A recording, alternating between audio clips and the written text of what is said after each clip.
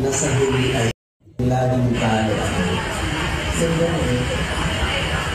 araw-araw.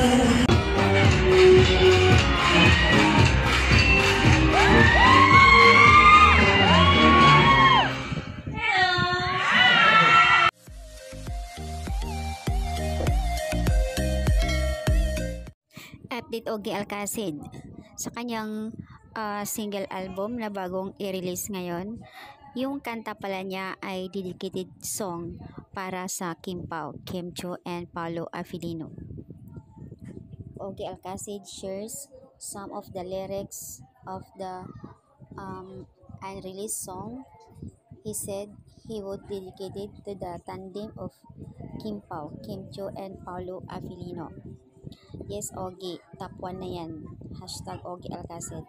Ang sweet naman. Kung matatandaan naman po talagang noong in-interview si Regine Velasquez, as in, proud na proud siya kay Kim Chiu. Dahil nga sa kabaitan at nakikita talaga nila kung gaano kabait. Ayaw niya kay Regine noon, umiyak siya kasi nakikita niya kay Kim Chiu na sa daming nagbabash kay Kim, so nagiging emotional siya noon nung nambabash kay Kim Chiu na daming sinasabi hindi nakagraduate pero nagiging breadwinner, matulungin sa pamilya.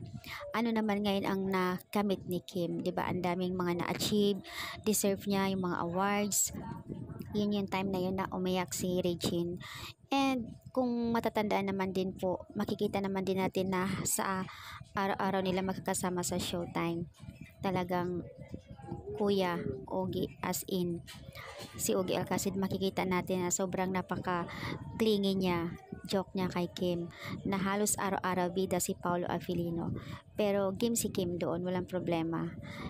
Talaga namang ang mga Kim Pao fans saludo kay Ogie Alcacid dahil nga, and also Regine sa mag-asawa, dahil nga sila ay samantala sa event na Hyundai Philippines, kikita ng mga Kim Pao fans sobrang napaka-sweet. Yung titig ni Pao talaga as in, hirap makarelate. Kita mo talaga sa kanya na mahal nila ang isa't isa. Yung paglakad nila papunta doon sa loob, sa event mismo. The way hinaplos ni Kim yung likod ni Pao, ay napaka-sweet talaga. Naghihilo, magkasabay na naman talaga ang Kim Pao. Effortless talaga na magpakilig ang hashtag Kim Pao. So, ayan guys, ang update. Dito ako na-amaze na nagiging proud kay Ogie Alcacid and Regine Velasquez. Sobrang maka-Kim Pao talaga sila.